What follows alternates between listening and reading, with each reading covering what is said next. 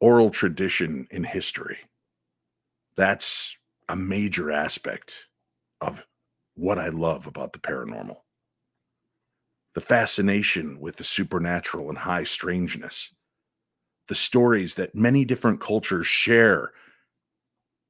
And like a thread in a large tapestry, that you start to pull the final thread, the picture comes together into focus, allowing you to see and the unseen to be seen once and for all.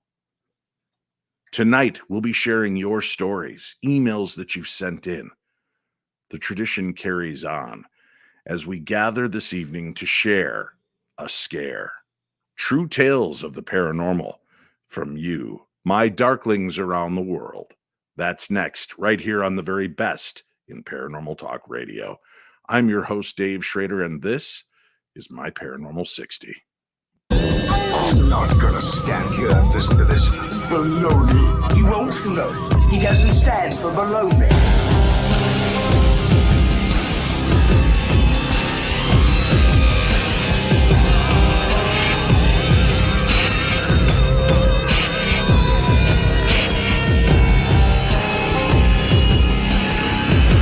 Sounds like a lot of supernatural baloney to me. Supernatural, perhaps. Baloney, perhaps not. Good evening, my little darlings, and thank you for joining me as we discuss strange stories from around the world from listeners just like you who've taken the time to email in your tales. We'll be discussing that in a few minutes. I do want to bring up something. I am one that hates vague booking, as they call it on social media, when posts are put up that allude to something or seem to elicit an emotion, compassion, empathy, without getting to the point. And I understand it's important to do that sometimes. Today, I posted something on Facebook. I asked for prayers for myself. Protective prayers, prayers to surround me and keep me shielded. I do my own prayers and I do my best to try to keep myself protected. But doing what I do and having been out in the world doing what I do for over 18 years and having a life steeped in it for 55, there are weaknesses in the armor. And from time to time, something wicked this way comes. And I don't want to get too deep into what occurred because I don't want to give it that kind of power. I don't want it to feel it has any kind of control over me. That's not where I want this to go. So I will say that I've spoken openly about dream visitations in the past, a form of paranormal communication. It's, of course, a very, I guess, weak form of the paranormal because it is easy to explain away when you say it's a dream, right? It's something your brain is working out. We have strange and unusual dreams all the time. And it doesn't always mean anything. Sometimes it's just the brain playing out scenarios and doling things out, or our soul perhaps traversing the multiverse, witnessing and seeing very strange things. But from time to time, we have these very powerful moments, these dream visitations. And I've talked openly about a few of mine. These visitations from somebody who's crossed over to the other side or has left this mortal coil and somehow makes their way back to us through the dream world. When I had mine, I was very aware that I was in a dream and that it was coming to an end and that this was a very real experience that I was about to have. And those dream visitations I've had have always been positive, with the exception of one. When I was in high school, I dealt with a very dark individual, and I was actually having a dream. In the dream, I could fly, and usually in my flight dreams, I start to become aware halfway, 3/4 of the way through that it is a dream. Because I'm flying, that's usually the indicator, Dave. That's when you're able to lift up off the ground and take flight. You're probably in a different realm, right? Just takes me 3/4 of the dream to get there. But in this dream, dealing with this person, I kept trying to jump over him as he was stabbing at me with a knife. And I would jump over it, but I couldn't get very high. It was like a nightmare when your feet keep getting stuck in that cement feel and you just keep trudging along and can't seem to break free. That terror moment. And as I dove over him, one of the last times, he drove his knife up and caught me in the stomach. And I winced and screamed in pain as I hit the ground in my dream. And when I opened up, I was in my bed screaming, holding my stomach. My mom, a registered nurse, came running downstairs to check on her son to see what's wrong. And I was bleeding. I had an incision on my abdomen about an inch and a quarter long. My mom looked. Did a spring maybe pop up through the old mattress?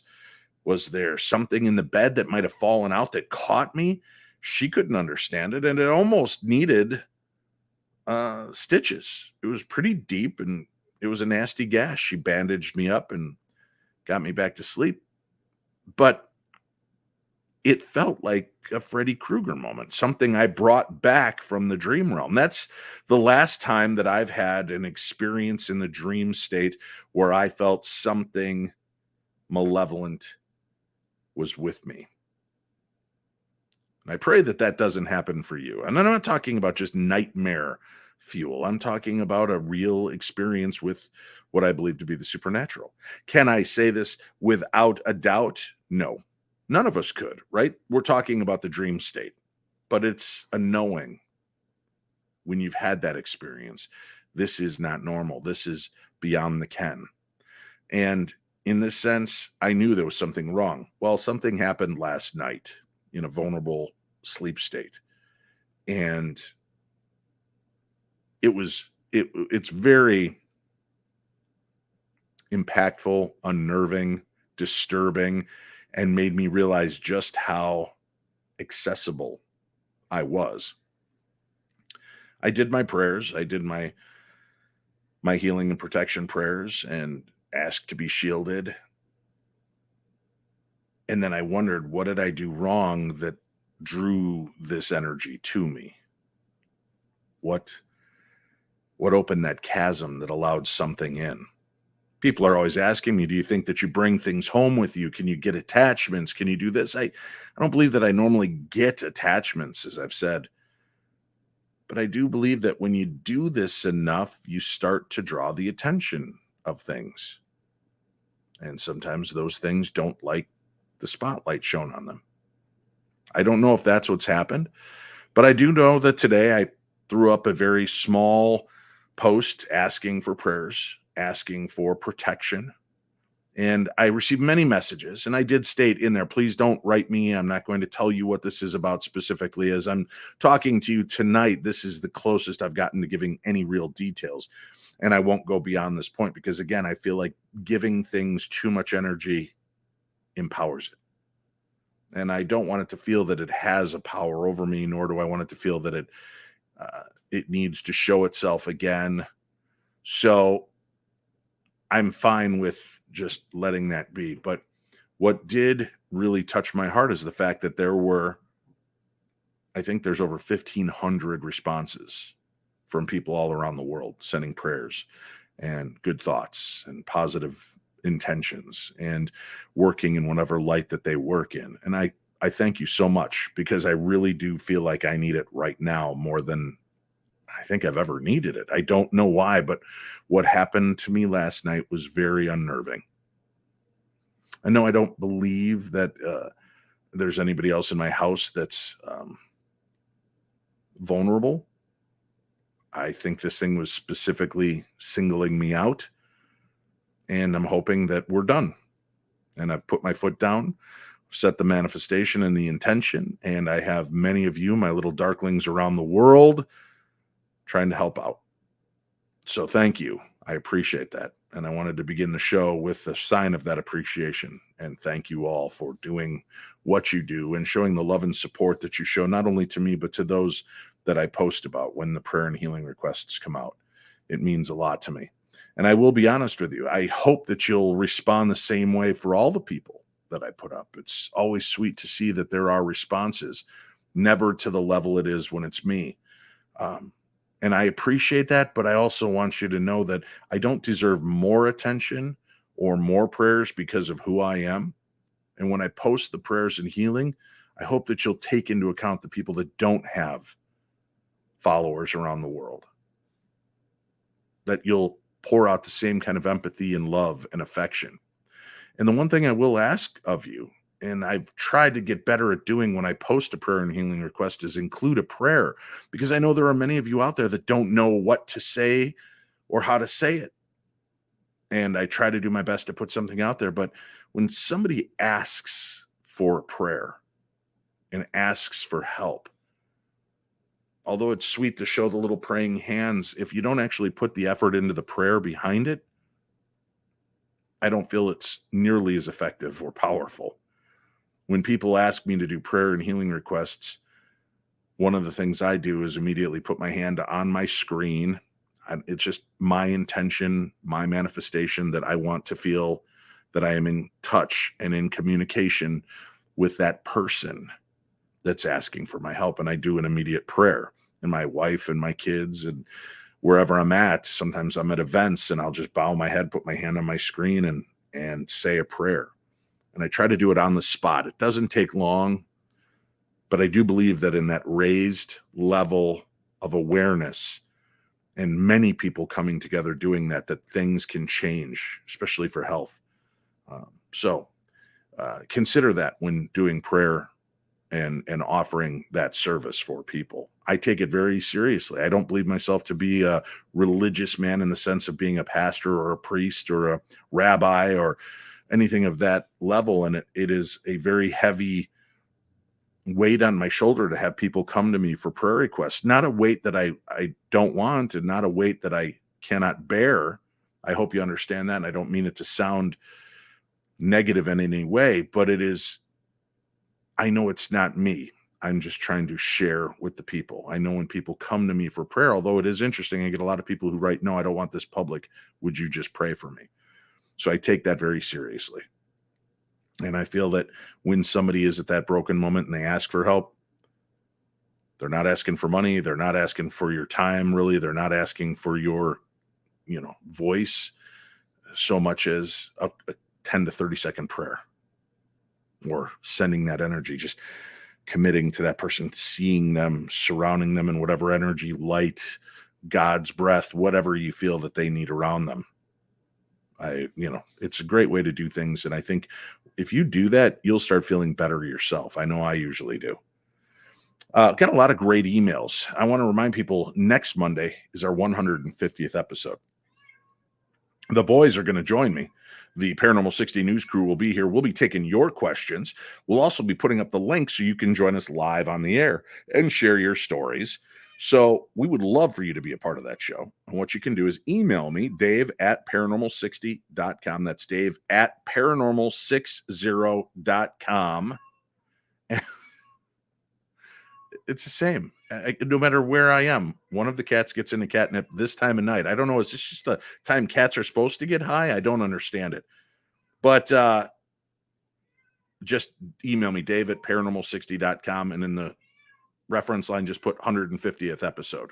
And I'll email you a link that morning, that afternoon, and it'll give you the information on how to join us and be live on the air. But we'd love to hear your stories. We'd love to hear your stuff. And as much as we love the accolades, I don't want you to just call in or be a part of the show and be like, "Oh, I love you guys. Have a great night." I want you to share with us, live and interactive. I want you to be a part of the show. So I hope that you'll do that. And that's for the 150th episode next Monday. The boys are with me this Wednesday for news, next Monday for the 150th, next Wednesday for news, and then we're back onto a normal scope. But tonight I wanted to make sure I got through. I get a lot of emails and I don't always get time to go through them. And we've got some interesting stories in here. So I want to try to get to them so that when you send them, I'm going to do my best to bring them to you. Hi, Dave and the news crew. I have 2 stories to share with you. A little backstory. I've always been interested in the paranormal and the like. And as a child, I would dream of people I had not seen in years. And the next day, they would be visiting. I always felt others' feelings, what people call an empath. Though as a child and through my teenage and young adult life, I never knew what was this ability. Still to this day, and I'm now 52, things still seem to happen. I understand a lot more now since my late 30s, where I have read and watched all things paranormal and different. I have many stories I could share, but in this email, I will share just two of them with you. Both stories have to do with my dad, who passed away in February of 2015. My dad was a jokester. He would always ring my doorbell to get my boxer and Shih Tzu to go absolutely bonkers. He would sometimes, when visiting, just get up and do it multiple times during that visit. Well, about a year after he passed, my doorbell started to go off on its own. I stopped what I was doing and froze. My dogs were going crazy as the doorbell is playing Christmas music. My doorbell is unhooked at the back door because of an add-on of an addition. We hadn't hooked it back up to the power. I ran to the doorbell receiver, opened it up, turned it off, but it would not turn off, even in the off position. Remember, it's not even hooked up to power. Now, as the dogs are going crazy behind me, I ripped it out of the wall. The receiver part was about 5 inches by 7 inches, and I threw it out into the cold Maine winter. It went on for another minute before it finally shut off. After I shut the door and sat on the couch, I said to the empty room, "That was not funny, Daddy." I told my family, and as they've all had experiences with Dad over the past year, the first thing they would say is, "I bet it was Dad." Now, I have included a picture of the wall where the doorbell used to be. And she sent that picture. I'll show it for those of you watching. And yeah, look at that. She goes, "I've included a picture of the wall where the doorbell used to be, and guess whose picture is right there beside it?" The picture has been in that spot for over 13 years since we first moved in 2010. And yep, as you guessed it, that's a photo of my dad. Second story was once again at my house. My house was the gathering place for the family. There was always family at my house. My house has a big pool, a hot tub, plenty of outside stuff to do, and I have a small but very close family. My stepmom was getting ready to take my nephew home after swimming one day. My nephew was kneeling in front of the stepmom's truck, putting things from passenger seat to the back seat. We were standing outside the truck. Everyone was leaving, so we were saying our goodbyes and hugs when the radio in the truck, that was my dad's, started playing. My stepmom and I stopped and looked at each other, and our jaws dropped open. She was swinging the keys in her hand. My nephew, who had his back to us, didn't even realize the key wasn't in the ignition. Not until my stepmom says, "That can't be happening." My nephew turned at that moment and realized my stepmom is standing outside of the truck with the keys swinging from her hand. We all at the same time said, "Dad," or "Grampy." The next day, my stepmom took the truck to the Chevy dealership. She asked if the radio could work without the key. They said there is no way. They even checked everything. So we all know that it was just Dad being Dad. I hope you and your listeners enjoy my ghost stories. If you'd like more, I'd be happy to send more in. I have a near death one that still baffles my husband and I. Let me know if you'd like more. And I don't want to be a bother. Well, Ann, you're not being a bother when we tell you to send in stories. So thank you, Ann White. P.S. I'm a big fan. I watch and rewatch all many times. I watch all things you're in. And P.P.S. Sorry, Dave. Love you. But my fave is Greg. Greg. Are you serious? It's in writing. She must be serious. Her fave is Greg. Well, I'll let Greg know that. But thank you for loving the show in spite of Greg being on it. You know we all love Greg. All right. This comes from Carrie on TikTok. I post some pictures and videos from time to time, and I do some of these, what the kids call duets, where I will go on and with another video, and it'll run side by side concurrent with me, for those of you that don't know what a duet is. And I will kind of commentate on the video, some spooky, weird videos, and then I've posted other ones and strange stuff. So you can go check it out. I'm on the Tiki-Taki, like the kids call it. Anyway, some people write to me and I said, "Hey, share your story with me." So that's exactly what a Carrie King did. Morning, Dave. Thanks for asking about my first paranormal experience when I was 4. It has stuck with me for 56 years and it still remains to be explained. I was born in New York City. New York City, get a rope. It's an old salsa commercial, sorry. I was born in New York City, but we lived in a 2-story brownstone in Brooklyn Heights. When I was 4, quite often I'd wake up in the middle of the night and see this older lady outside my window. She was wearing a housecoat with tiny daisies on it, her hair short, curly, and shocking white in color. She wore glasses and reminded me of the Pillsbury Doughboy. She would always smile and wave to me, and I'd smile back, roll over, and fall asleep. In my mind, I always thought she was a neighbor or someone's friend using the fire escape instead of the stairs to go up and down the 2 stories. For years, I would ask my mom and brother if they remembered her, but they thought I was just dreaming, so I let it go.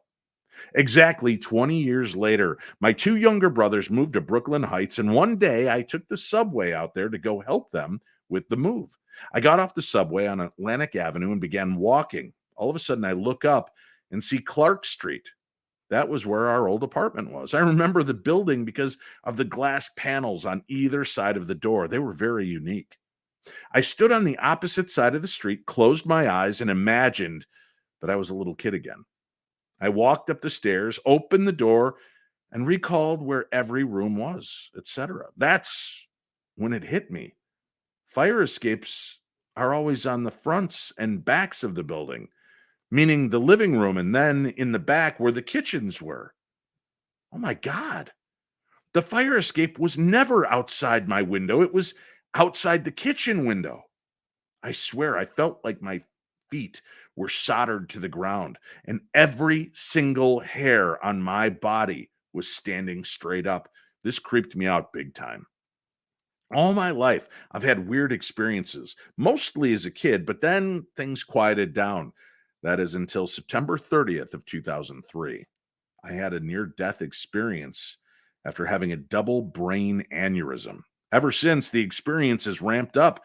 I had a reading with Chris Fleming 2 years ago. Chris Fleming, a good friend of our show, a psychic medium. After pleasantries, the first words out of his mouth were, "Your spirit guides are talking about your brain." I about fell off my chair. I haven't talked about the aneurysms on social media in well over 15 years. He went on to validate my experiences and deemed me a clairvoyant, empath, astral traveler with a bit of prophecy precognition thrown in for good measure. Boy, Carrie, you are an overachiever. No, I don't talk to the dead, but I know when they're around me. I love your shows. You, Cindy, and Shane make a great team. Of course, I don't know what all went down with Zach and Travel Channel, but I really loved all the great shows. If what I've heard is true, well, we're not going to get into that because I don't want to do the rumor mill and strange stuff. Why isn't there a channel dedicated to only the paranormal? Wouldn't that be cool? We could call it Para Channel. Well, Travel Channel basically became the Para Channel, and there was a lot of people that were fans of travel shows that were griping that there was no more Travel Channel. It was all the Paranormal Channel. But I see what you're saying, and I think you may not be too far off from that. I think there's going to be some changes made, streaming service wise and such, where you're going to see that. And there are some great channels like Paraflix is an entire streaming channel of the paranormal, and you can download it on most Roku or Fire Stick devices. And I think it's a very small $4 or $5 a month, and you get a lot of paranormal content that a lot of you don't even know exists out there. All right, time for another cup of Joe. I hope this note finds you well and peaceful. Take care. And that comes from Carrie King in Charleston, South Carolina. Thank you, Carrie King, for writing in. I appreciate that. Amanda Roberts writes into me. She says, "Hi, Dave. I feel like Casey Kasem when I do this. The letter reads, Dear Casey, I was listening to the podcast and you mentioned you'd like to hear about dreams that have come true. I've had many, but this one was probably the most profound. Preface, my former boss and friend was struggling with cancer. In the dream, I had a dream that a former boss turned friend came to see me at the airport. He had his bags and wondered if I had time to talk. I was in a hurry and didn't, but I wished him a safe trip. He told me he was ascending. Then I woke up. 1 week later, my current boss told me that he, the former boss, would be back at work in a few days. I told her, I don't think so, based on my dream. 1 week after that, the phone call came from his wife that he had, in fact, passed away. That's something that'll stick with me forever. Thanks for the great shows and the podcast, sent from Mandy Roberts. Thank you, Mandy. Keep your feet on the ground, but keep reaching for the stars. It's been a while since I've done my Casey Kasem. I'll have to get better at it. I also start getting into the mode when I'm reading these. I feel like Bill Curtis. See, I grew up with Bill Curtis, and then he did all these great crime shows and such. So it's funny how you hear things in your head one way, and when you listen back, it's something totally different. But I digress. Let's get into this. Another one on prophetic dreams. This one comes from Raymond. Hi, Dave. I followed you since the old Darkness radio days and always enjoy your shows. I've had a few prophetic dreams that aren't typical. 2 of the 3 I'm sharing are within the dreams happening to me, but then turn out to have happened to someone else. The first one, I'm in the Navy and out to sea in the Caribbean on a carrier. I have a dream where I'm with my aunt and uncle who took me in at 14, and a doctor is also present. I apparently had a condition where my heart was gradually slowing down, and it was something that was irreversible. So saith the dream doctor. This would inevitably result in my death, which was going to be very soon. My aunt was flipping out and saying things that didn't make sense, almost gibberish, and intensely not accepting it. My uncle was the calm voice trying to soothe my aunt and the situation, and then I wake up in the morning. I get to the office to discover that I received a Red Cross message and to call my aunt. I do so, and she answers sobbing, speaking gibberish, saying things like, "It's not true. She's still here. She's still with us." I knew she was talking about my grandmother, her mother. My uncle gets on the phone and is really trying to speak low and calm and soothing. But my grandmother died of a stroke that previous night. The next one I have is a dream that my ex of my girlfriend at the time, Toph, poisoned me. She said he was still friends and close, so they kept in touch. He gave me something that was corroding my stomach. The next morning, my girlfriend calls me and says, Toph is in the hospital with some sort of ulcer problem. All right, the final one that I can remember. I dreamt about my daughter's mom, and there was some guy there with a huge nose. I mean, like cartoonishly large. In the dream, I think he was a doctor. In the real world, I knew my daughter's mom had an appointment the next day, so I'm guessing that's why I dreamt about it. The next day, we're talking on the phone, as we do every day, and we're about to hang up when I remember the dream at the last minute. I say, wait, did you see someone with a big nose? I'm thinking that maybe she saw someone in the waiting room during her appointment or something. She starts cracking up, then asks me if I talked to our daughter or her mom. I said that I hadn't, but just had a dream with her in it, and there was a dude with an enormous nose. Apparently, the evening before, she and her mom were trash talking. Or, I'm sorry, I take it back. Sometimes the brain tries to read ahead. Let's go back here. The evening before, she and her mom were taking trash to the compactor at their apartments. And a new maintenance guy was there who was sporting the biggest nose they'd ever seen. They tried to notice, without noticing. They are good Christians, after all. Couldn't help but to acknowledge it and then marvel together about it later. I've had a good number of mystical, spiritual dreams, but these are those that hint at something prophetic. I hope you enjoyed them. Take care, Dave, and thank you for everything you do. And that comes from Ray. Thank you, Ray. I appreciate that.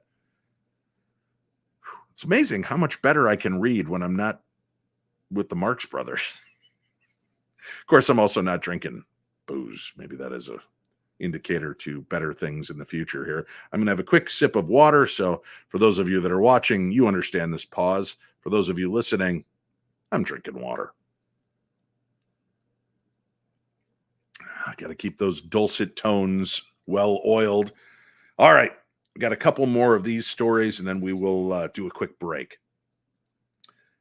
This comes from Crystal. Dave, great show. I wanted to tell you about my prophetic dream experience. Okay, some background first. My twin sister has always been girlier than me, and I was more of a tomboy. Because of that, I always said that I wanted a boy if I ever had kids. Well, each time she got pregnant, I hoped that she'd have girls, but she had 2 boys, of course. When I got pregnant, I tried convincing myself that I was having a boy, consulting with Chinese gender charts, etc. Well, one night I had a dream that my baby visiting me, almost talking to me through the womb.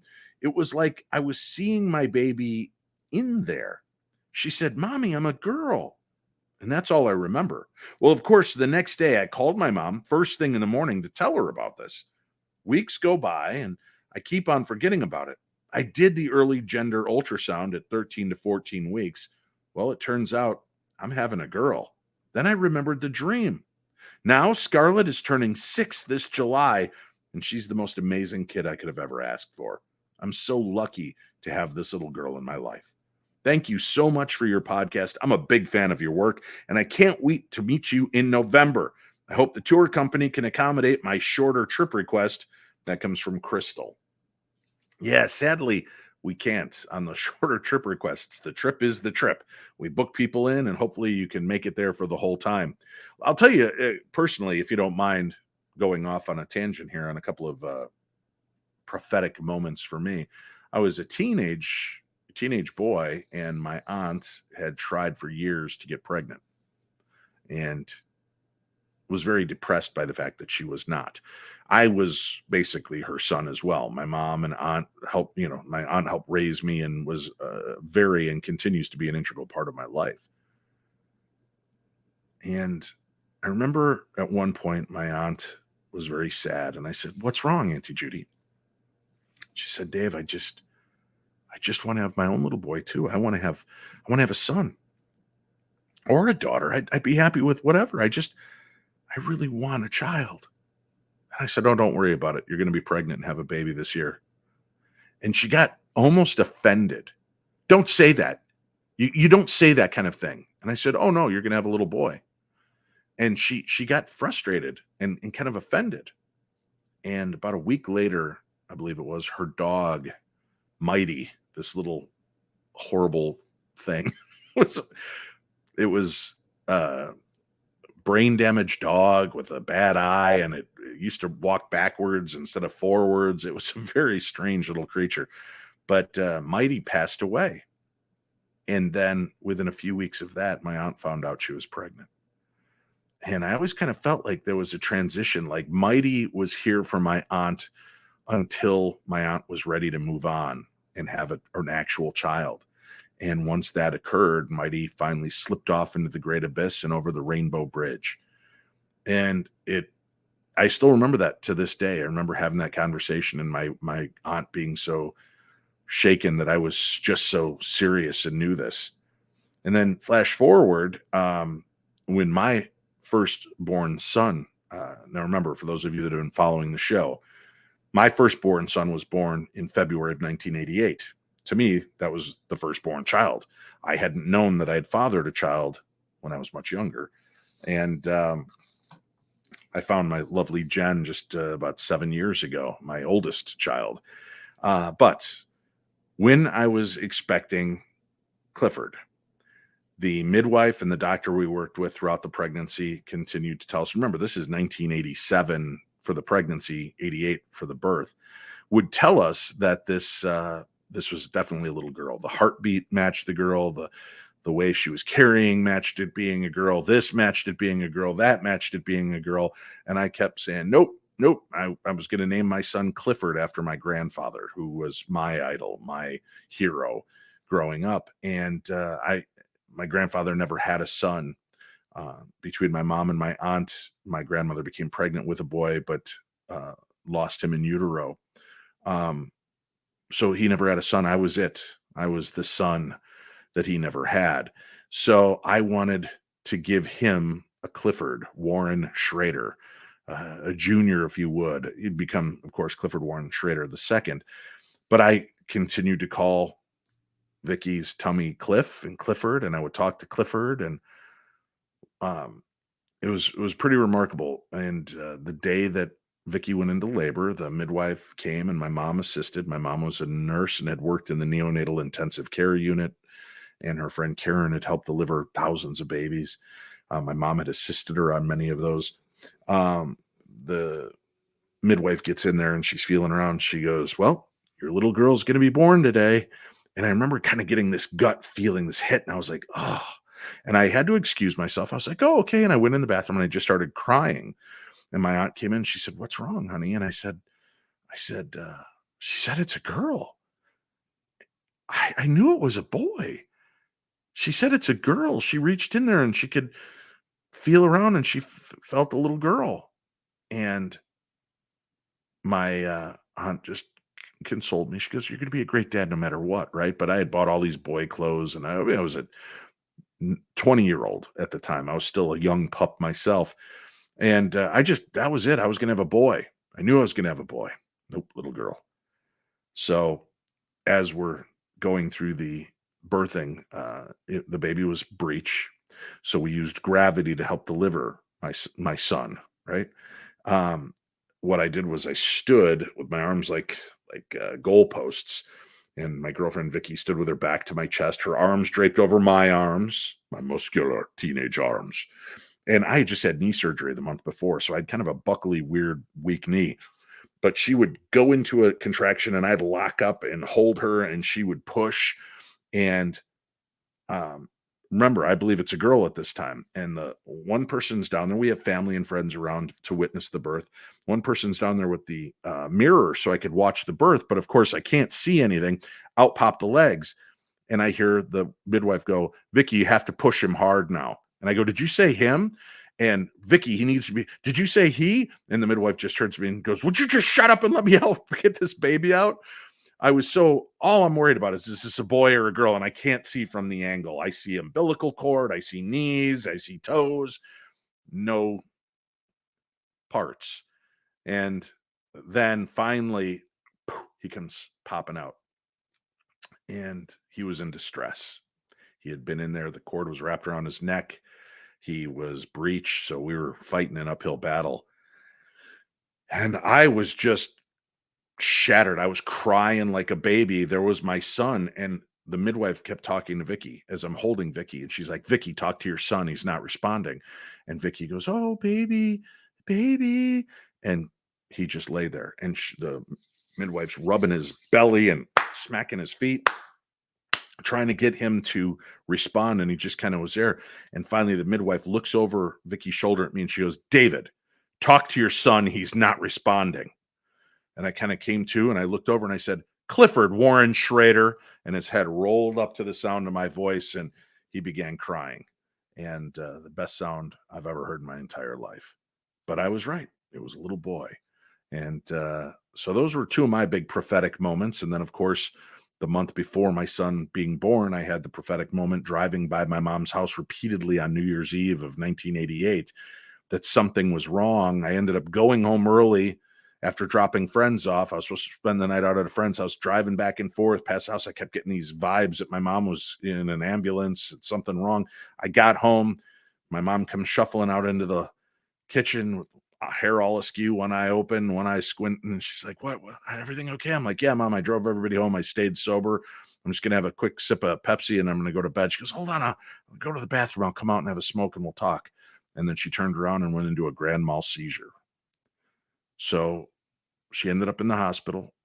I came home in time for it. Everything worked out to the best. And for those of you that have listened to me in the past have heard the longer, stupider, idiotic version of the Abbott and Costello show of my dad and I trying to figure out what was going on with my mom. But those are the three big prophetic moments I've really had in my life that really impacted me.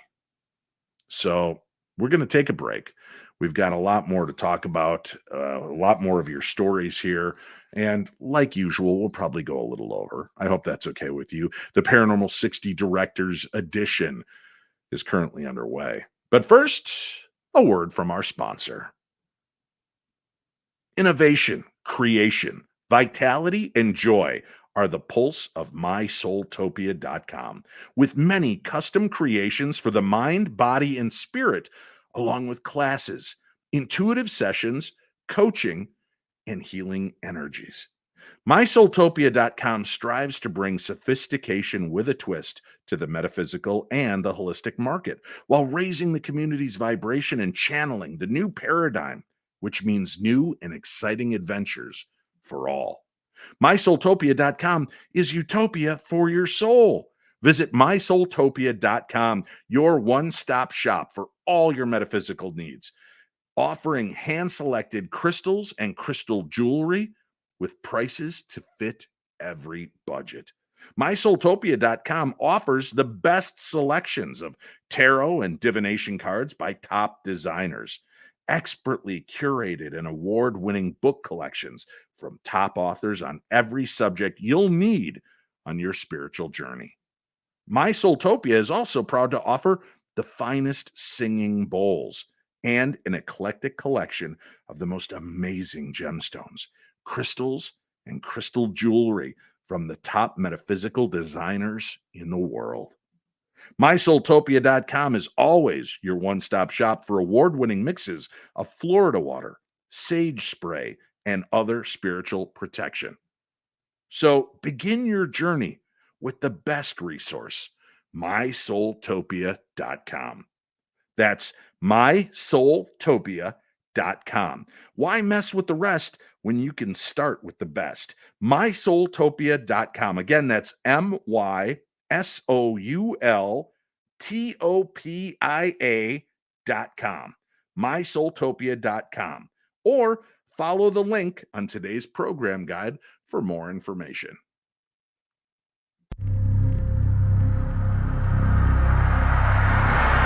Haunted Magazine is a publication dedicated to all things paranormal and spooky. Each issue features articles, interviews, and stories about ghosts, hauntings, and other unexplained phenomena. The magazine also covers topics such as cryptozoology, UFOs, and other aspects of the supernatural. Expect to find in-depth investigations of haunted locations, first-hand accounts of ghostly encounters, and reports of paranormal events and attractions. The magazine also includes features on the latest ghost hunting technology and techniques, as well as tips for those looking to search the supernatural on their own. Issue 37, The Frights of Spring, will be in stores from March 6th. So remember, don't be normal. Be paranormal, and order your copy today.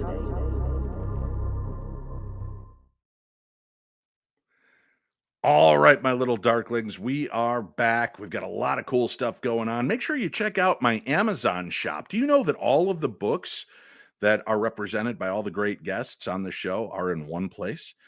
In my Amazon shop. That's right. If you go to paranormal60.com, that's paranormal60.com, click on the shop tab at the top. You can scroll down that page, see all the cool items that we offer there, including the t-shirts, the bracelets, autographed pictures, autographed copies of my book.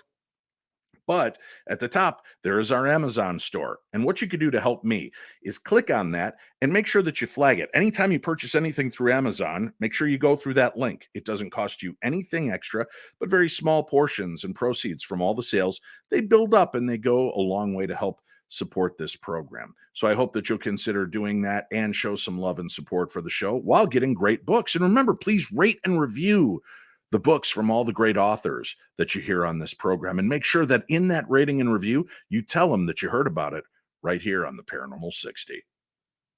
I also want to tell people again about the Paranormal 60 network. It is alive and thriving, children.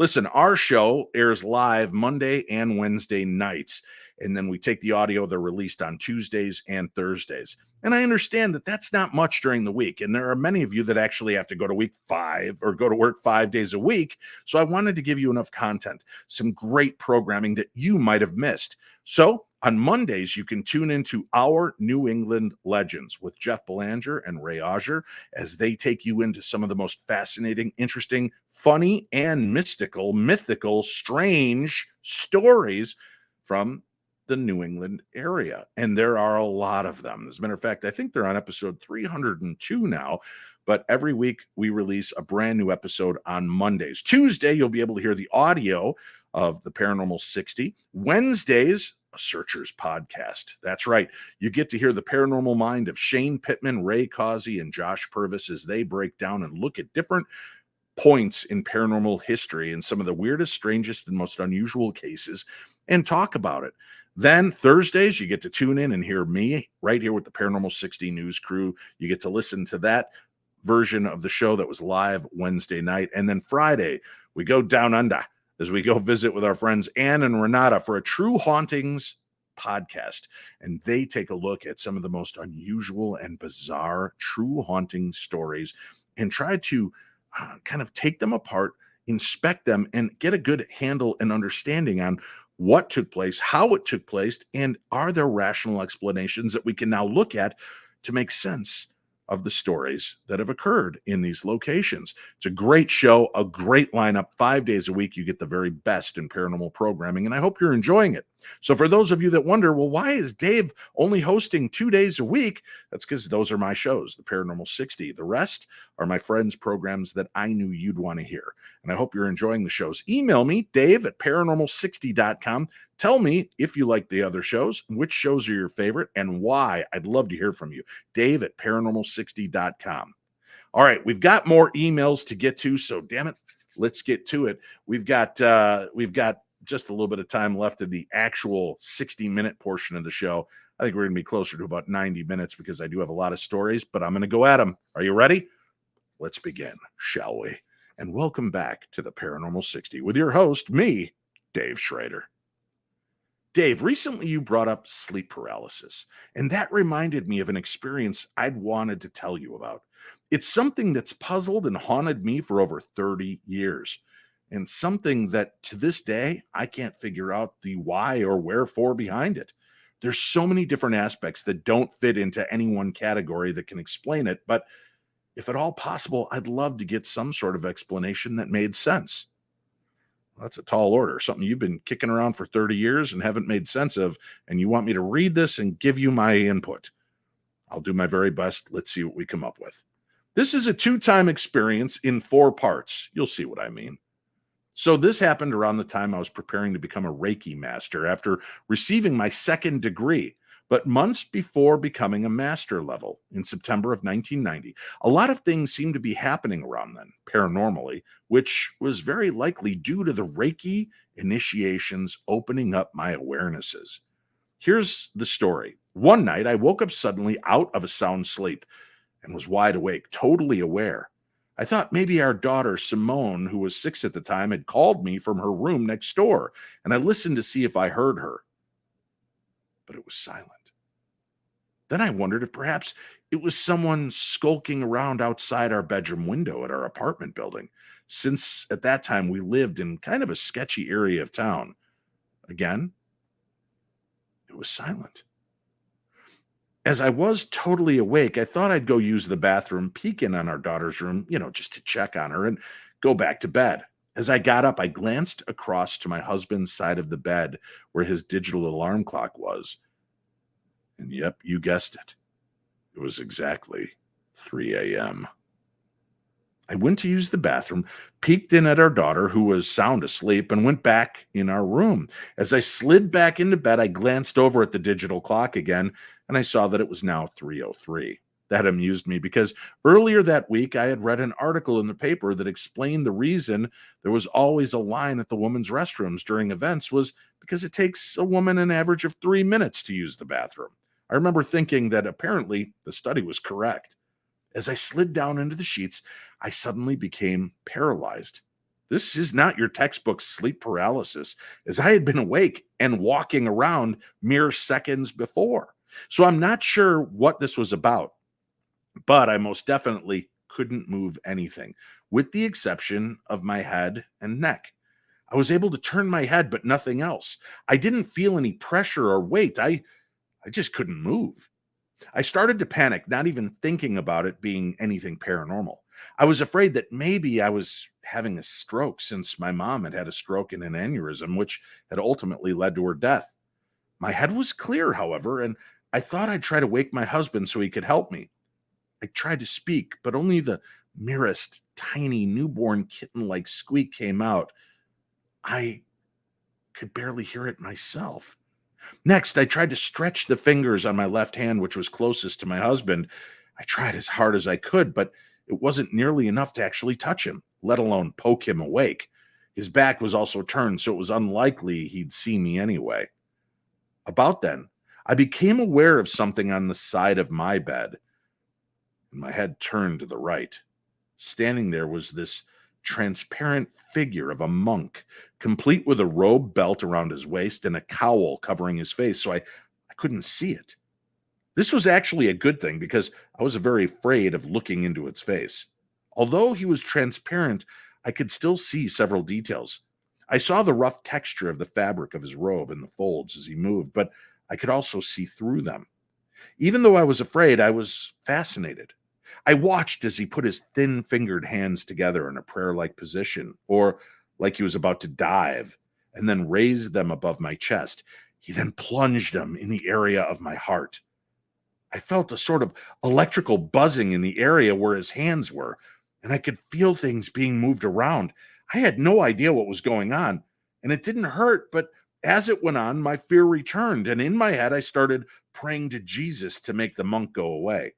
As soon as I started doing that, the monk calmly removed his hands from my chest, turned towards the foot of the bed, and moved off and vanished. As soon as he was gone, I found I could move again and sat up quickly. My voice returned also, but by then there was nothing to be rescued from. So I debated about even bothering to wake up my husband.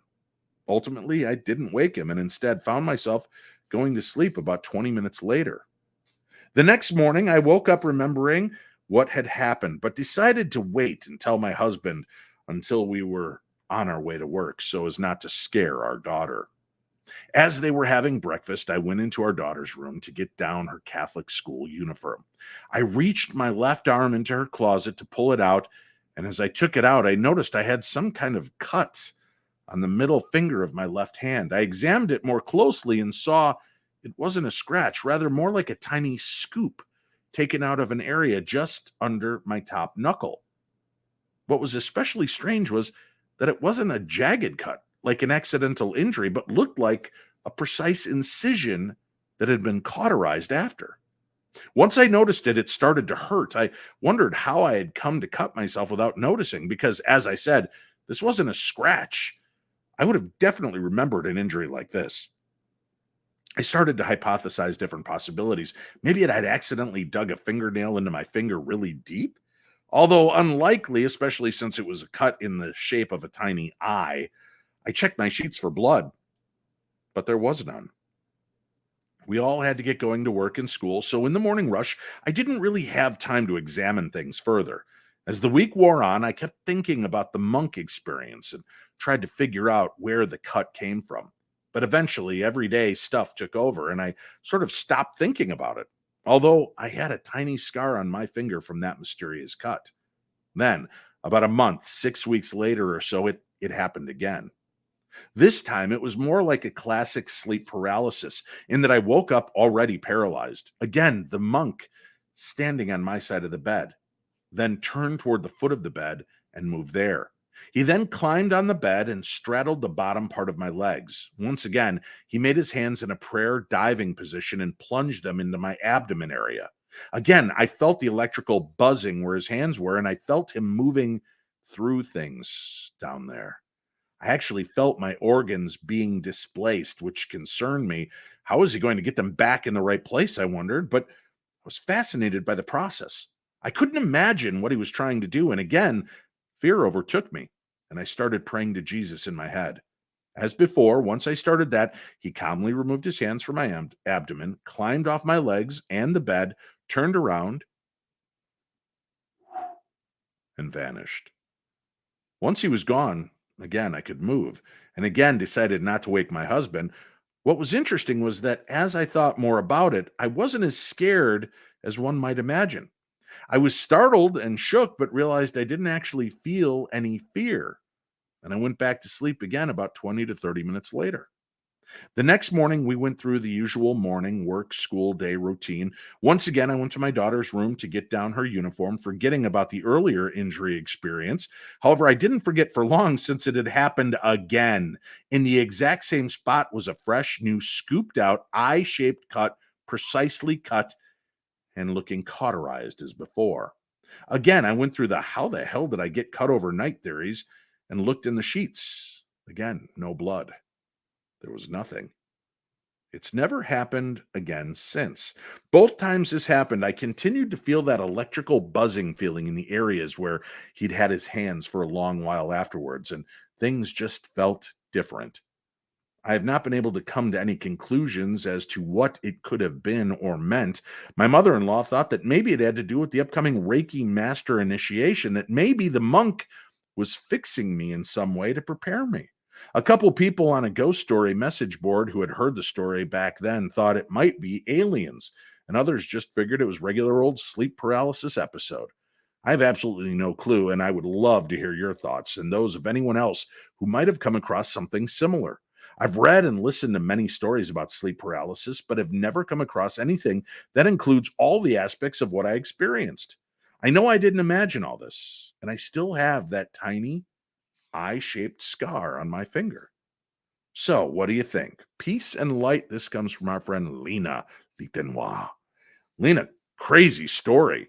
Not in the you're crazy category, but definitely in the wow, that's a hell of a story. To unpack a few things, perhaps again, it did have to do with your Reiki. And I'm sure to get to that level, you had been performing Reiki on others. There is an exchange of energy in doing so. And I wonder if in that exchange of energy, did you take on something that didn't belong to you inadvertently? Maybe this being, this guardian, this watcher came to extract it, to keep you safe, healthy, perhaps to recover what didn't belong there. I don't know if it was to help you for that Reiki mastery, or if perhaps there was another aspect of it. It does have many different elements of aliens and ghosts and strange hijinks, but I would say if you're working in an energy form and this was a healing energetic sense or feel, that it might have been trying to clear a pathway to clear something out of you to help you more. Maybe it just in that point of your career in working with Reiki, it it needed help. Now, a lot of times Reiki practitioners feel an energy come through them as they're working, but if you're not seeing it, maybe there are helpers around you that are pouring that energy into you. And maybe this is just one of them that came to help finish up a job. That's where I would go with this, especially if you don't feel particularly unnerved by it or terrified by it. You just rolled over and went to sleep after both experiences. I would say it was probably more of a healing event. It would be interesting to find at some point in your future, if you ever go in to get scoped or looked at, is there anything strange or out of place? Lena, let me know if you ever get that answer. All right. Let's get into the next one. This comes from our friend Linda, the White Witch of Elgin. How'd you like that, Linda? Hiya, Dave. Was just listening to yourself and Mike on the show and had to agree with Mike. I see them so often at night. This is about shadow figures. I see them so much at night that I do tend to just roll over and go back to sleep, expecting it to be a random spooky visitor, as I get visits from spirits of all kinds. But one night in July of 2008, I had seen this tall, skinny male with long hair. Again, I thought it was just a ghostly visitor until I heard the sound of metal on metal and could smell chocolate. This is my type of nighttime visitor, man. One of my guides uses the smell of chocolate as a warning of danger, so I was suddenly wide awake. Chocolate is danger. That's a confusing element. I saw the tall, skinny male with long hair as an actual person, and he was stood at the side of my bed, less than 4 feet away from me. Adrenaline took over, and I screamed at him to get the feck out of my house. Feck, I said, folks. Feck. Not offensive at all. I chased him out of the house and halfway down the street, only giving up when I realized I was too unfit to catch him, and suddenly remembering I was naked as the day I was born. I went home and called the police. They got him within a couple of days. I later found out that the metal on metal noise was my cash box containing small change for my market stall float. But I would not have bothered opening my eyes if my spirit helper hadn't sent the smell of chocolate. So I'm very glad that Mr. Chocolate woke me up before anything more horrible happened. But yes, I do believe that most of the shadow figures are spirits that just don't have the energy to be visible as anything more than a shadow. Hope everything is good with you guys. Thank you very much, Linda Dean, Elgin Ghost Tours. Oh, Linda, thank you for stopping by. I appreciate it. Good hearing from you, my friend. All right. Hey, Dave. When me and my brother were growing up, we lived in, let's just say, an interesting house.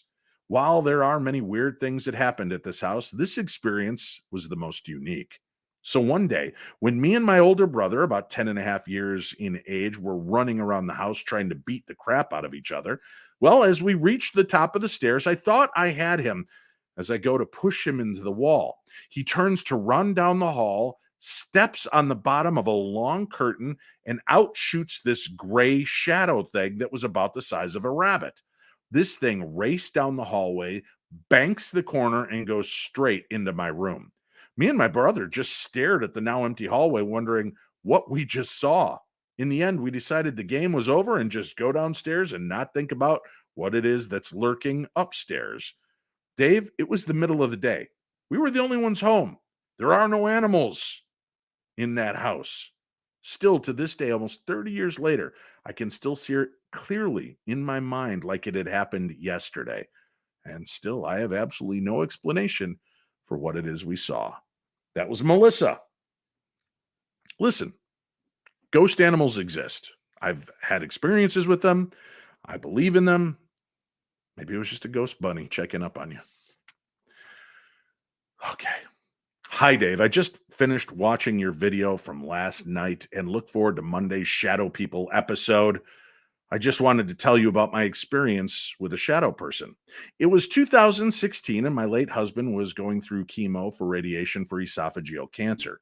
He spent a lot of time exhausted and in bed. I would spend hours on the living room couch playing mindless games on my tablet, trying to just breathe and be there for him. I would leave the bedroom door open halfway in case he woke and needed something. We were renting a small apartment at the time, and the couch faced the bedroom door. One afternoon, something caught my eye in the narrow space between the door and door frame, right at the middle hinge level. The sun was shining in the living room, making this black mass clearly visible. As I looked at it, it seemed to morph upwards, making itself more narrow and taller. Then it just vanished, leaving the sun shining on the dresser that was behind the door.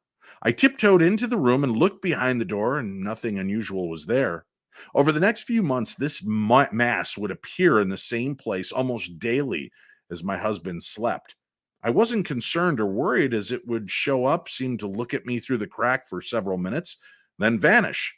About 2 weeks before he passed, I was sitting in my usual spot and the black mass arrived. This time, however, it put two small black hands around the door just under the doorknob and then peered at me around the door. It was about 4.5 feet tall, slender, and had round, pale gray eyes. I was looking at the TV in front of me as I didn't want to startle it by looking directly at it, and it stood there about 3 feet to the left of the TV so I could see it clearly. Finally, I slowly turned my eyes and made eye contact with it. We stared at each other for probably 3 to 5 seconds. Then it slowly pulled its head back behind the door, and each hand followed. For the next couple of weeks, it would show up again, look at me from behind the door, then go away. After my husband passed, I never saw it again. Like I said, I wasn't scared of it. I felt like it was there to watch over him as he transitioned from this realm to the next. Or maybe it just came to be with me as I sat crying, worrying, and wondering. Either way, I was sad when it no longer showed up because that meant my husband was truly gone from this world and from my life. That's my shadow person story. Maybe when it's my time to transition, it will appear to me again. Thanks for reading. I love your shows and all the info you bring to us. Sending cyber hugs your way, and this comes from Lindsay. Thank you, Lindsay. Lindsay, here's an interesting concept. Maybe that little impish spirit was your husband, out of body, checking in on the person that he loves, watching her from a distance, wishing he could say something to comfort her.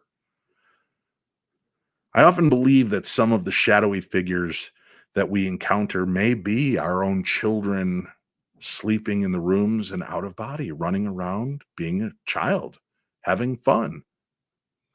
When I had my issue with sleep paralysis once, when I woke up with a start, unable to move, I could sense something in my house moving towards me. starting down in the kitchen, moving slowly through the living room, then up the stairs. And I remember the panic and anxiety that struck me, not fear for myself, but knowing that it had to pass my children's room before it got to me. I was afraid it was going to veer off and I couldn't move. I couldn't breathe. I couldn't do a damn thing to save my little girl or my little boy. And I laid there trying as hard as I could to will myself up and moving. Words made no sense. I thought maybe it's an issue. I tried to pray and I couldn't. Our Father named Art who lives in New Haven. No, that's not it. Our God who is Father and likes to paint art. No, that's not it. My brain was scrambled. I could not put two and two together. And I could feel it getting closer and closer and closer. And as it approached the end of my bed, I was startled and I caught my breath and I finally was able to sit up. And they say that when we astral project, there's a thin silver cord that keeps us attached to our physical form. And I've often wondered, was the reason I could sense that thing coming up the stairs because it was me? The reason I couldn't move is because the essence of the being was outside, right? It's like an automatic car starter. I can push the key and start my car from in here, but I'm still holding the key, right? The car is going, but the driver ain't in it yet. And maybe that's what happens from time to time in these sleep paralysis moments is we have not re-entered, reintegrated with our physical form. We can sense something's off, but we can't tell exactly what it is. And maybe that shadowy figure making its way to us, looming over us, is us trying to re-enter our bodies. It's a thought. So is chicken and waffles. That's a thought. That's a popular thought. All right, here we go. Hey, Dave. As a child, my playroom was an old tuberculosis ward. From the age of 5, all I wanted was a train set, and over the years ended up with a huge set. During the day, I would happily play there, but as soon as dusk fell, I would leave in a hurry. I was about 6 when I noticed movement inside the ward, and as I stood and watched, there were several shadows that seemed to be walking about. I stood and stared. They were darker than the room, and they were human-shaped. The black was dense, not smoky. The outlines were defined, but not detailed. To get anywhere, I had to pass the tuberculosis ward. So after sunset, I would scuttle past with my back to the opposite wall and eyes averted. When I did look, the shadows were still there, moving about. This is my second email to you, and if you're interested, I'll tell you about the amazing place where I grew up, and that comes from Ruth. Yes, Ruth. We want to hear more about where you grew up, and maybe you can join us on the 150th episode to tell us that story, because I like any story that begins with, my playroom was the tuberculosis ward, and I saw shadowy figures. Maybe I'm the only one that feels that way, but I feel like there's more to that story, and I'd like to know it. All right. Let me chop over here real quick to the comments to prove to you tonight is a live show. Let's see what's going on. Mark is sharing stories. Mark, I'm the host of the show. Let me share the stories. Or share them with us on the 150th episode, man. Come on, be a part of the show. I love when you guys are in there chatting in the chat room. See, this is why you should watch live, because not only do you get to see the show, you get to be a part of an amazing community. My little Darklings from around the world get together. They talk, they have fun, they have a great time, and they have made friendships. And I'm sure these friendships will last and excel beyond the scope of just a chat room. Let's see. Hey, Dave, this is a question coming in from the chat room. Nope, where did that one pop to? Hey, Dave, what got you into the paranormal? The paranormal got me into the paranormal. I've been around it, and it's been around me my entire life, Nikki Cameron. That is why I am interested in the paranormal. Let's see. Oh, Troy. Troy is a true believer in astral projection. You know, I'm not sure where I stand on astral projection yet. I do believe something's happening. Why not be out of our bodies, right?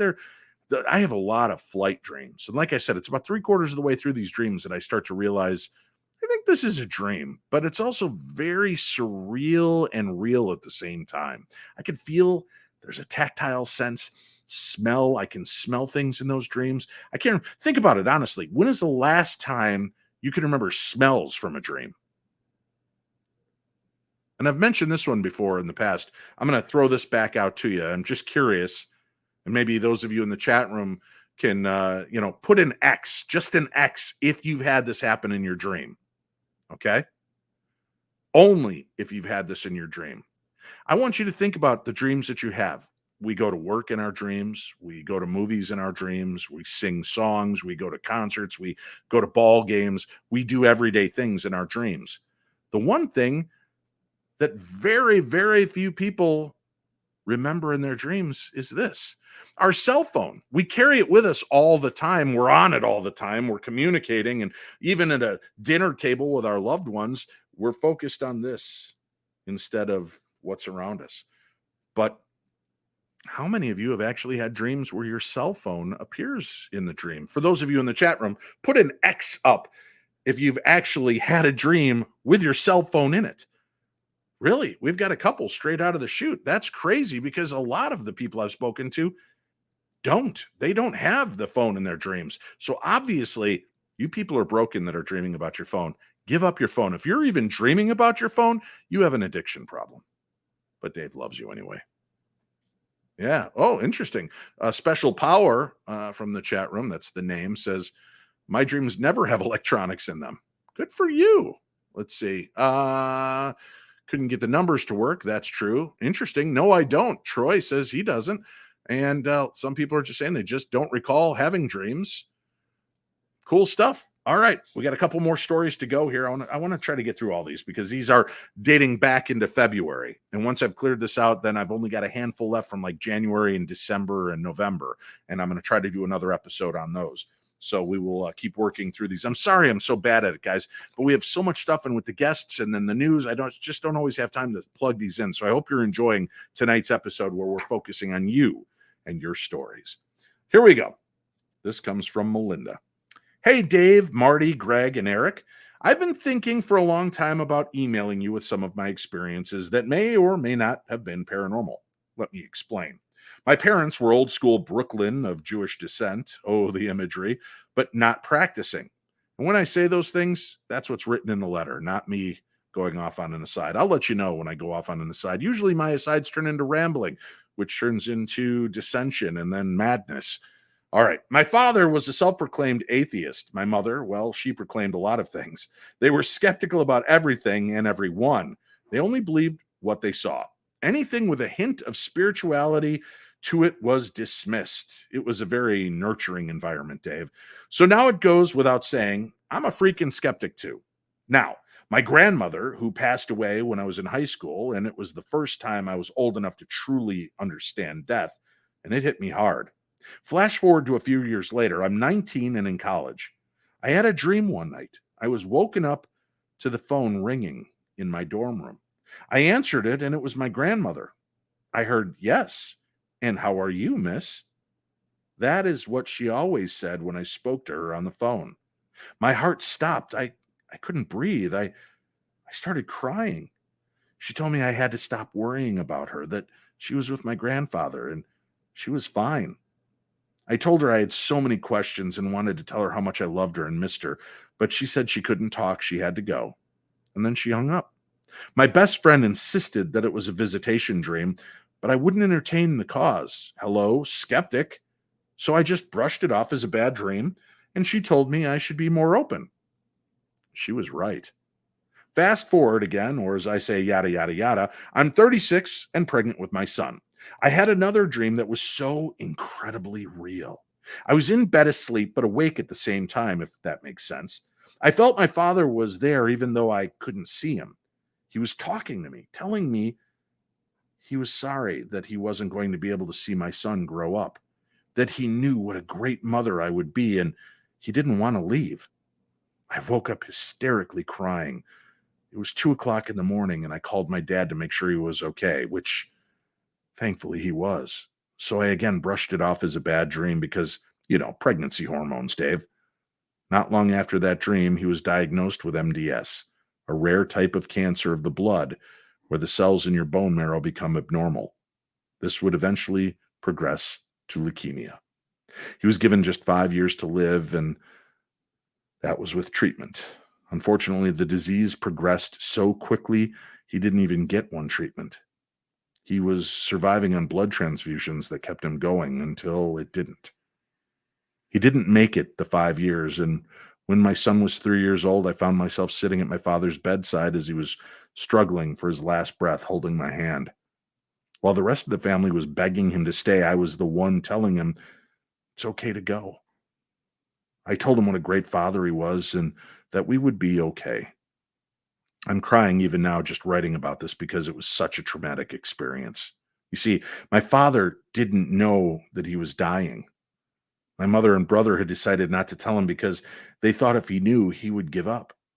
I was furious with this decision because it was robbing him of his last moments and the opportunity to say the things he would want to say to everyone before his soul would leave this world.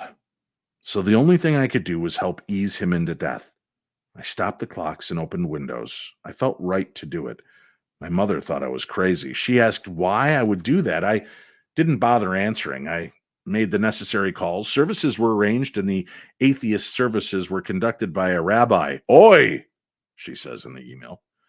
Since his death, I noticed little things like going into several different stores over the course of an hour, and each store is playing one of his favorite songs, The Girl from Ipanema. Some mornings I turn on the car radio and Oyo Como Va by Santana. Santana? Can't. It's due to finally start hitting me, messing up some words. The easy one, like Santana. Oyo Como Va by Santana is playing. He used to play along to it on his bongos when I was a kid. My favorite is turning on the TV and Lonesome Dove is on. That was our movie. And I started to think that maybe these were his signs to let me know there really was more. So I'd gone from a skeptic to a skeptical believer. Welcome to the club. That's where I am. I am a skeptical believer. My name is Dave, and welcome. Now, as a skeptical believer, all this can just be a coincidence, or it could be more. I needed more. More than just a song on the radio or a movie on TV. Last year on Valentine's Day, I think I got the more I was looking for.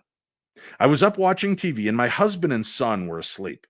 I had been thinking about my dad and missing him so damn much. I had an app on my tablet that was like a spirit box. I thought, what the hell? Nothing's going to happen because it's just a stupid app. So I said, Dad, are you here with me? A well-known psychic in my area that I am acquainted with told me that when you die, you pick your heaven, and my dad picked me. Can't blame him. I'm pretty awesome. Although it does bring up some awkward issues. I digress. Anyway, nothing happened, of course, and I laughed at myself that I was such an idiot. So I got up and went to do some laundry downstairs. I came back up and started to fold some of my son's clothes. I was sitting in the living room, the lights were off, and I was watching a certain unnamed paranormal investigation show when I started hearing a clicking sound in perfect time, like a metronome. I couldn't figure out where it was coming from and got up to look around. I saw nothing, but the sound was still there. I sat back down trying to think of where the noise was coming from. My son's bedroom door was right across from where I'd been sitting. I looked at the door and I noticed that there was a string of red Mardi Gras beads hanging from my son's bedroom doorknob, just swinging back and forth, hitting the door frame, making the noise. The door was closed. I looked around for the cats to see if they had knocked into it, but they were asleep on the couch. So were the dogs. It was just me. And I stood there watching. The beads kept swinging much longer than they should. It felt like 20 minutes. Finally, I stopped them from moving and went about doing my usual. I sat back down and was playing a game on my phone when I realized the noise had begun again. I looked over at the door, and there were the beads swinging away. The animals had not yet moved. I sat there and watched them. I wasn't freaked out. I was completely calm. After a bit, I said, "Hi, Dad." Then I got up, stopped the beads, and that was that. I believe my dad was there with me that night, telling me he loved me on Valentine's Day. Other little things have happened here and there, but that was my dad. I'm still a skeptical believer, just leaning a bit more on the believer side nowadays. Anyway, that's my story, and I'm sticking to it. Thank you, Dave. And thanks to Marty, Eric, and Greg, and all the Darklings that have opened my eyes to the possibilities that are out there. And so I will leave you with one thing I've learned from the Paranormal 60 crew, other than that Stevie Nicks really does sound like a goat, and that is, words is hard. Thank you. And that comes from Melinda. Thank you, Melinda. Great stories. Okay, here we go. Our last couple of stories, our last couple of emails. Are you guys ready? Let's settle in. Let's get this thing going. Don't forget, super chat is on, super likes, super stickers, super. Feel free to show a little love to the show should you want to, or if you'd like to make donations for the program at Venmo, you could just do it to @paranormal60, @paranormal60. We always appreciate the love.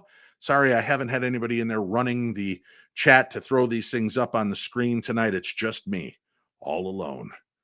So here we go, our final two stories. Hey, Dave, we met on the Chris Jericho cruise. I was the one that asked you if some people are more prone to be visited by spirits and ghosts than others. Reason I asked is I've had some weird experiences. I told you about seeing the old man on top of the Horace Mann Hall, my dorm in Farmingham State in Massachusetts when I was in college. You should look up the stories about the lady who burned to death in the tunnels and the mirrors in the dorms. Very creepy. I also had a dream the night my grandmother died, very much like the one Anthony Bowens described about his. My grandmother and I were extremely close. I grew up in a neglect situation with a bipolar parent. I used to go to her house every weekend, and she made sure I was taken care of. She loved feeding people and sitting down to have tea with me. She was tough as nails and had a super quick wit. Straight off the boat from the boonies in Ireland, and grew up right after the War of Independence, and then survived the Blitzkrieg in London during the Second World War. I had an enormous amount of respect for her, but unfortunately, dementia had set in by the time I was 13, and she didn't know who I was when she passed away when I was in my 20s. The last few years, I couldn't bear to see her in a nursing home. I wanted to remember her the way she was. It was just painful to see her confused and frail. A couple of days before she passed, I started getting these overwhelmingly guilty, sad feelings of just missing her and wanting to see her. I was at school and had no car and no way to see her. I didn't know she was in the hospital with ulcers. My parents didn't tell me she was dying because they didn't want to interrupt my studies. The night she passed, I saw her in my dream. It was incredibly vivid. It was like she was when I was younger. She was lucid. She remembered me. I woke up crying. I was shaking. My dad called me a few minutes later to let me know that she had died, but somehow I already knew, and I stopped him before he could tell me. Normally, I would try to chalk things up to coincidence, but my first cousin, Erin, who was always considered the favorite grandchild, had the same dream, and I didn't tell her about mine. She just mentioned it at the wake. There's been other times that I've had really strange feelings, either good or bad, right before things happen. I was walking behind a kid in high school once in the last day of school. His name was Nick, very popular guy. Wasn't really in my clique, and I didn't know him well, but he was in one of my classes, and I would let him borrow pencils sometime.